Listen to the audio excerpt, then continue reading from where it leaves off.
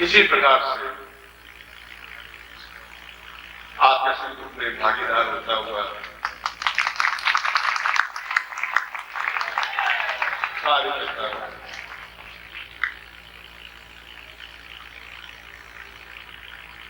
जीवन की दो स्थितियां होती हैं जीवन की। यह मैं पहले भी आपको बता चुका हूं कि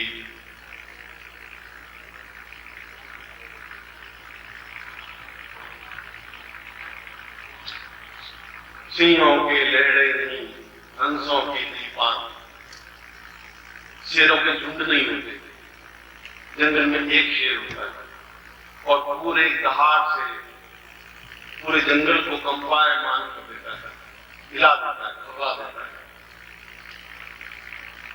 25-50 शेर आपको एक साथ किसी जंगल में नहीं मिल पाएगा। और हंसों की नहीं पान, बगुलों की पंक्तियां तो उड़ती हुई दिखाई देंगी।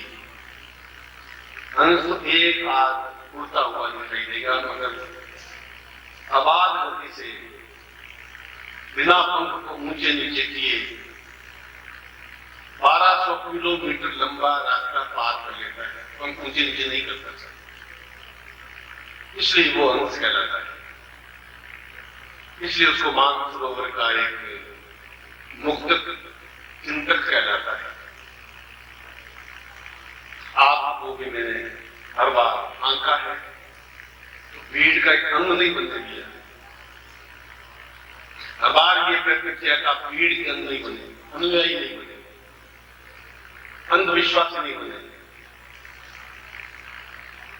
एक नदी थी और नदी उसके पास 100 भेड़ें थी, गडरिये के पास। उसने कहा कि इस नदी को पार करना है, नदी में बाढ़ बहुत है, एक एक भेड़ को मैं लेकर के उस नदी के पास कैसे जाऊंगा। मगर आपने भेड़ देखी होगी तो मुंह नीचे किए हुई चलती है, मुंह पर देखती ही नहीं। जो आगे भेड़ चलती रहती है वैसे पीछे चलती रहती है। उस गडरी ने एक भेड़ को उठाया और उस बाढ़ वाली नदी को पार किया। बाकी भेड़े नदी के सब उसे पीछे पीछे चलने वाले, उनको मालूम नहीं नदी है, बाढ़ है और सारी भेड़ें नदी पार कर। ऐसी भेड़े में आपको बनाना नहीं चाहता था। ऐसा मुंह नीचे किए हुए आप चले, ऐसा मैं चाहता नहीं था, क्योंकि जब मैंने जिंदगी में ऐसा नहीं किया तो आपको होने भी नहीं दूंगा और करने भी नहीं दूंगा।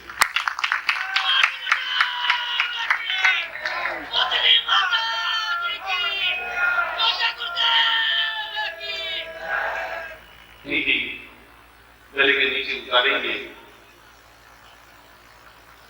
और कहलाएंगे तो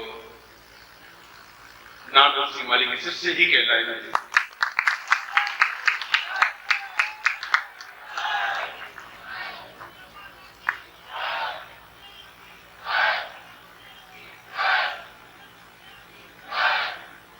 आप अपने ध्यान पर केंद्रित हैं, इसलिए आपको बाहर आपके बारे में क्या मानस है लोगों का आपको ज्ञान नहीं। पर मुझे भारतवर्ष के प्रत्येक प्रांत से व्यक्ति मिलते रहते हैं, शिष्य, अनुयायी और भीड़ के अंग भी। और वो कहते हैं कि आपके शिष्यों में जितना अनुशासन है, जितनी गरिमा आई है, अब वो ओझापन उनमें नहीं है।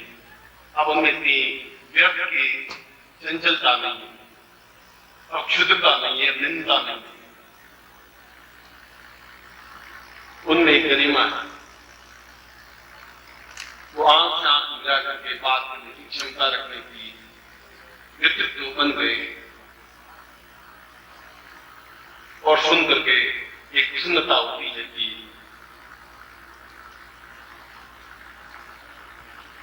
मैंने बबूल के पेड़ नहीं बोए थे, मैंने आम और पुष्पकोटि के सुगंध युक्त पेड़ बोए थे और वो ही मेरे सामने बैठे हुए।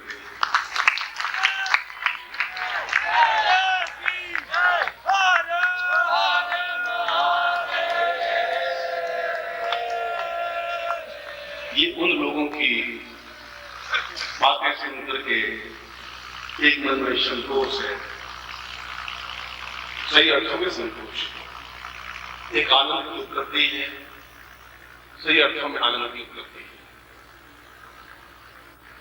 क्योंकि मैं यदि एक भी बबूल का पेड़ बीज बन जाता तो 100 लोगों के पैरों में कांटे गिर के चुभता था। कैसा एक रिश्ता बन गया है।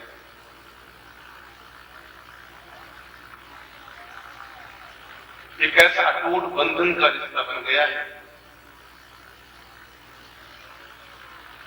जहां आप मुझे देखे बिना या मेरे बिना रह नहीं सकते, और एक ऐसा पवित्र और माधुर्य युक्त रिश्ता बन गया है कि मैं आपको मिले बिना रह नहीं सकता। सुनो बात,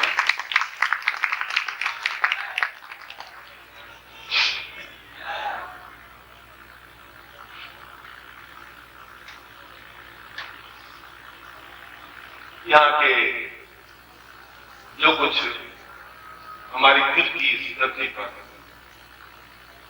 क्योंकि इस सारे मैदान पर, ये सारी धरती पर मैंने आपसे एक वायदा किया था कि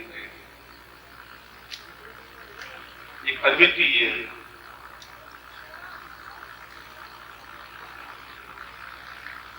अस्पताल बनाऊंगा। मैं अपने वायदे पर दृढ़ हूं और उसी के लिए आगे बढ़ रहा हूं। मैंने आपको कहा था कि एक मंदिर का निर्माण करूंगा और उसका कार्य प्रारंभ कर चुका हूं। मैंने आपको कहा था कि जोधपुर में जहां आप साधना करते रहे हैं वहां एक अद्वितीय मंदिर का निर्माण करूंगा और उसका कार्य प्रारंभ हो चुका है।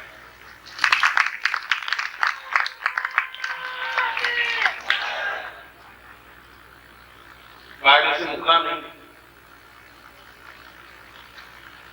जो मैंने कहा है वह मैंने किया है। और पिछले साल की सेवा समिति वाले ये जिनको अपने आप में अच्छी कोटि के बिजनेसमैन हैं, लखपति हैं, गरीब भी, पर गरीब और अमीर पैसों से नहीं होते, दिल से होते। जिनके पास दिल नहीं है, धड़कन नहीं है, प्राणों की ऊष्मा नहीं है, उमंग नहीं है, चेतना नहीं है, अमीर के घर में जन्म लेकर के भी दरिद्र से गए बीते होते। और जहां एक प्रेम का प्रवाह है, कई बार मैं खुद टेलीफोन पे डांट लेता हूं कि बड़े आदमी जिंदगी में मिलते नहीं, क्या बात है। कई बार मैं उनको कह देता हूं कि मैं आता हूं और तुम्हारा पूजन में कर लूंगा, तभी तुम आ पाओगे, क्योंकि मैं रह नहीं पाता।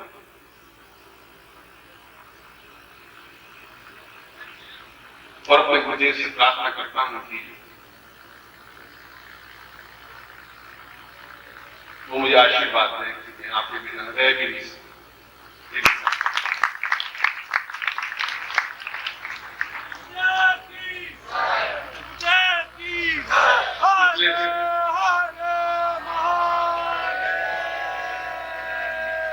पिछले साल की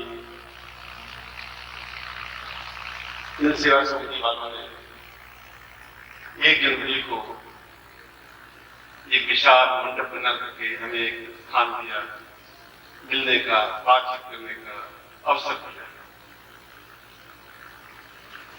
परिश्रम किया वो आपके सामने। जब आप दौड़ेंगे तो मैं आपके पीछे खड़ा हूं, जब आप रुक जाएंगे तो मैं धक्का दूंगा ज्यादा से ज्यादा। अगर पैरों में ताकत नहीं होगी तो आप गिर जाएंगे, पैरों में पड़ और मुड़ जाओगी तो आप 2000 मीटर दौड़ सकेंगे। मगर 2000 मीटर दौड़ने के बाद भी आप पीछे मुड़ के देखेंगे तो मैं बिल्कुल आपके पीछे ही खड़ा रहूंगा।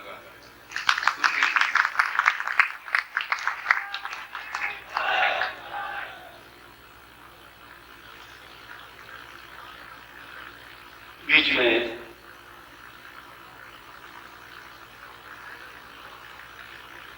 कई लोगों ने टेलीफोन पर व्यक्तिगत रूप से मुझसे प्रश्न किए कि क्या बीमार। मैं अभी तक बीमारी का कोई अर्थ समझा नहीं, क्योंकि हिंदी का कोई शब्द है नहीं, अंग्रेजी का कोई शब्द नहीं है, किस भाषा का शब्द है ये मुझे ज्ञान नहीं है।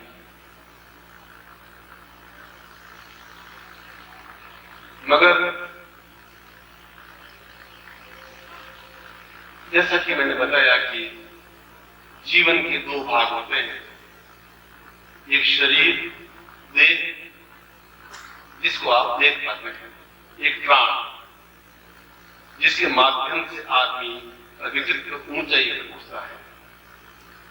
चाहे वे रामकृष्ण परमहंस हो, चाहे महर्षि रमण हो, चाहे वे राम हो, चाहे कृष्ण हो, चाहे बुद्ध हो, चाहे महावीर हो।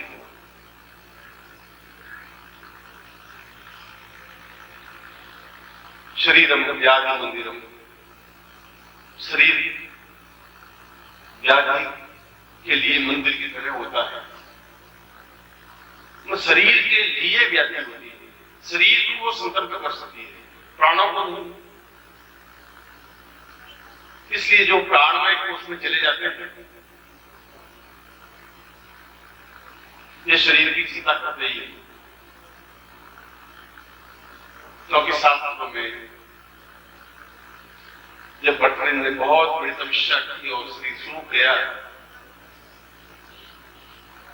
तो अपने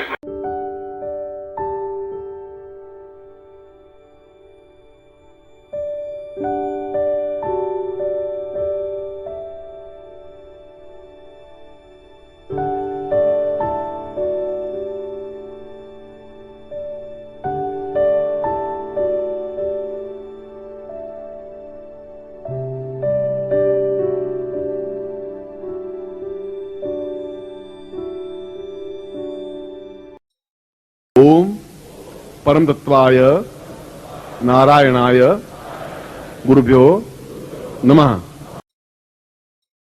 ओम ह्रीं मम प्राण देह रोम प्रतिरोम चैतन्य जाग्रय ह्रीं ओम नमः। ओम भूर्भुवः स्वः तत्सवितुर्वरेण्यं भर्गो देवस्य धीमहि धियो यो नः प्रचोदयात्।